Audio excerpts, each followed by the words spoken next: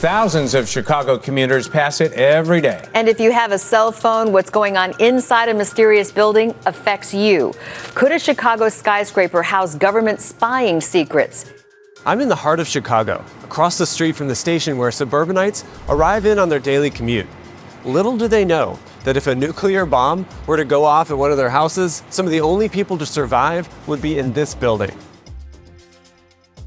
This gigantic, windowless concrete structure is filled with generators and enough diesel fuel and other supplies for its inhabitants to last 2 weeks without ever leaving. It had its own generator and water well to keep it running for at least 2 weeks if disaster struck. Despite it being a doomsday prepper's paradise, all these commuters, they just walk right by without ever even noticing the strange and secretive structure. And that's by design. There's a kind of inherent internal tension in buildings like these because they are so meticulous. They are so dedicated to saying, you're not going to have any idea what's going on here. You're not going to get, and this is the closest you're going to get right here. And we're, 40 feet away. Yeah, I'm Zach Mortiz. I'm a Chicago design journalist and critic, and I really like learning about how architecture gets sucked into conspiracy theories. So what we know now of what happens at 33 Thomas Street and 10 South Canal and others came from the Edward Snowden documents that were leaked to the press about 10 years ago. Folks like Edward Snowden and the investigative reporting of online news organization The Intercept implicate buildings like this as hubs in a vast network of surveillance infrastructure. Specifically, the NSA taps into telephone and internet traffic directly from here. The program is codenamed FAIRVIEW, and it's one of the largest surveillance programs conducted by the US government. In total, there are 8 locations of similar structures located in cities across the United States. Atlanta, a 429-foot Art Deco structure in the heart of downtown. In Dallas, a cube-like building with narrow windows and huge vents. 611 Folsom Street in San Francisco. 1122 3rd Avenue in Seattle. 33 Thomas Street in New York is probably the most prominent example, both for its design and its location conspicuously jutting from the New York street grid. Its designer called it a 20th century fortress. So 33 Thomas Street has been featured a good number of times in movies and TV shows as sort of a blind cyclopean power, right? This kind of ISR on the surveillance hub, completely opaque, this all-seeing monolith of kind of power and privilege and money and agonistic intent. Just looking at these buildings, you can tell that something just isn't right. They just look too suspicious. But how exactly are these buildings used to spy on us? Well, these buildings were originally built to house telecommunications equipment like switching stations for routing long-distance calls to other nodes on the telephone networks. Calling them buildings might be a bit of a stretch, since they're not fully for people. Fundamentally, there are structures for machines, and generators, wires, supplies, and exhaust fans. Many of these examples were built in the 1970s, at the height of the Cold War. Communication was a national priority, which meant ensuring uninterrupted operation, even during the worst-case scenario, a nuclear attack. Critical physical infrastructure needed to be built so that telephone calls could be made when almost nothing else was standing. All for the sake of the greater good of the country, the communication network was owned and run by private companies. 10 South Canal was built by Illinois Bell, for instance. The New York Telephone Company built 33 Thomas. There's a real conflict of interest here. Private corporations would prefer to build inexpensive buildings, the minimum to just do the job. The government, with its own competing interests, needs extra investment to ensure a greater standard of construction, and this requires close cooperation and lucrative incentives. Nowadays, all these buildings are owned by a single company, AT&T, who has historically been an eager partner with government agencies.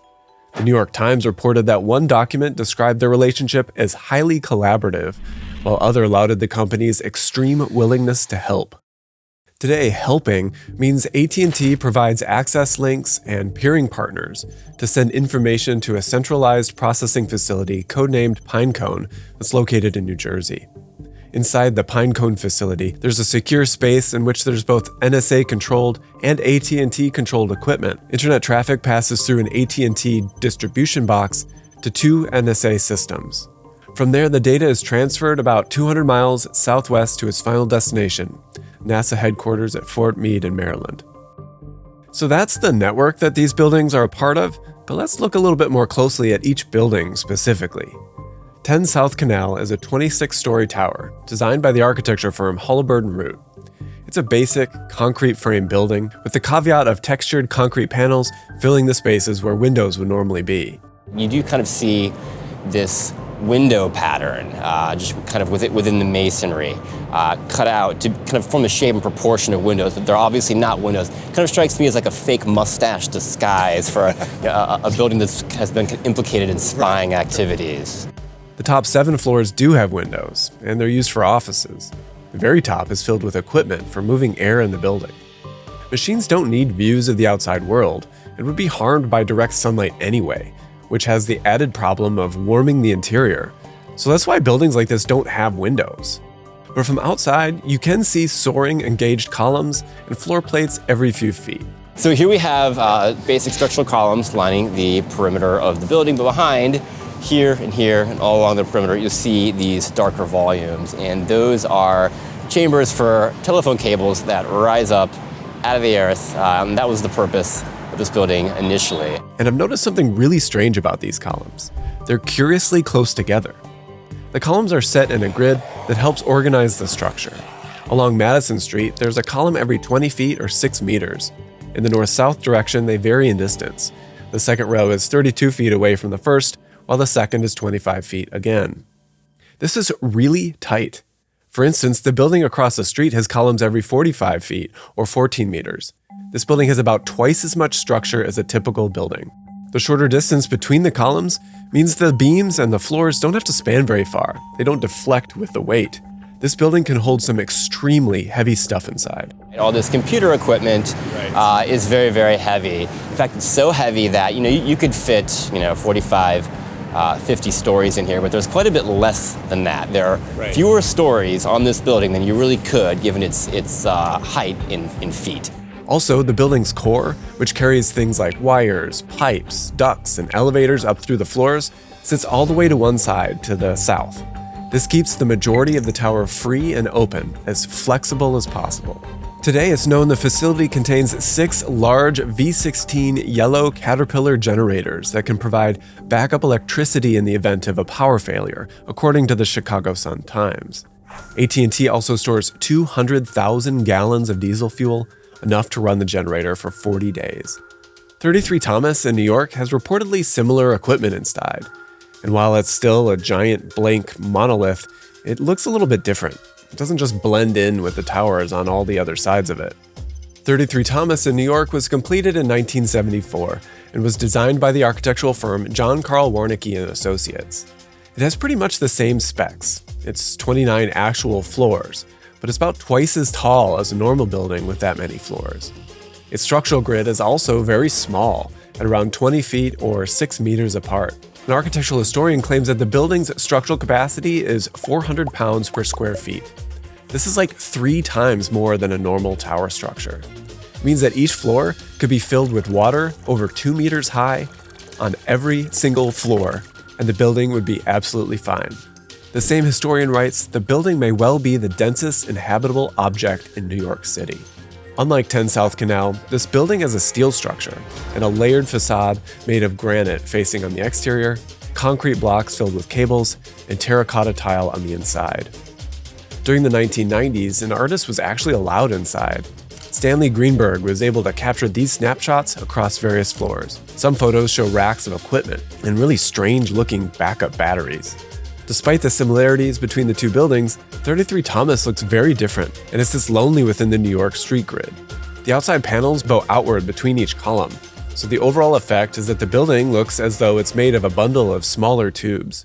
Some tubes stop short at the 10th floor, but at the top of each tube is a vent, just like the vents that crown 10 South Canal.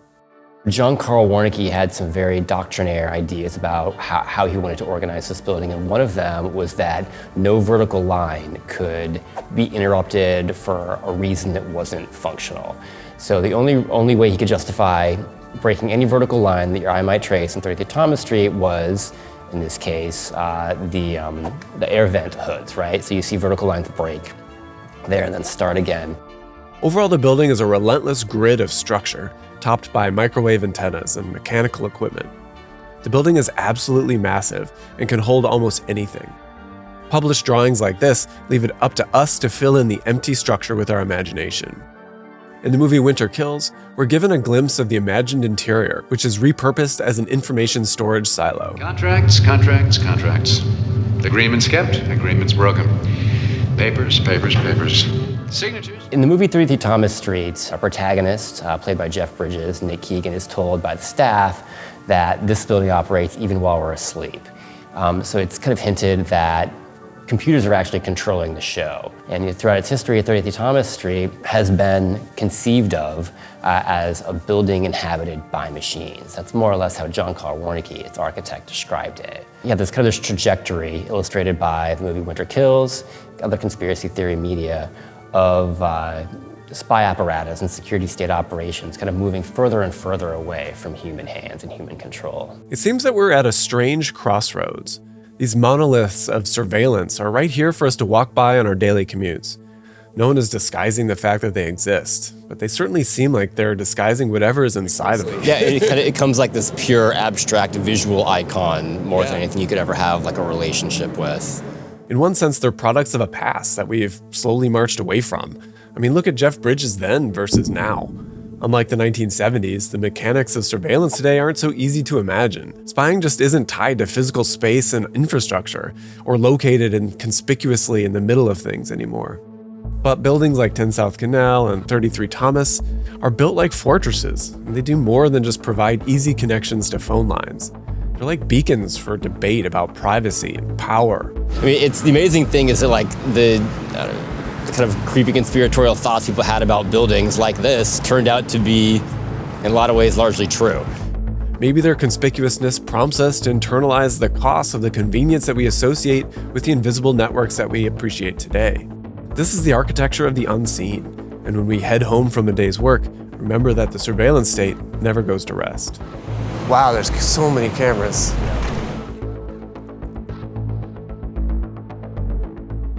Here's a secret that I'm not trying to hide. I'm saving up because I want to buy a house eventually, and it's just time to pull the trigger. This one-bedroom apartment is just too small for us. So I've been trying really hard to get on top of my expenses, and this is something that I really usually just try to avoid. But today's sponsor, Rocket Money, has been helping me through. Rocket Money is an all-in-one finance platform that helps save more money and spend less.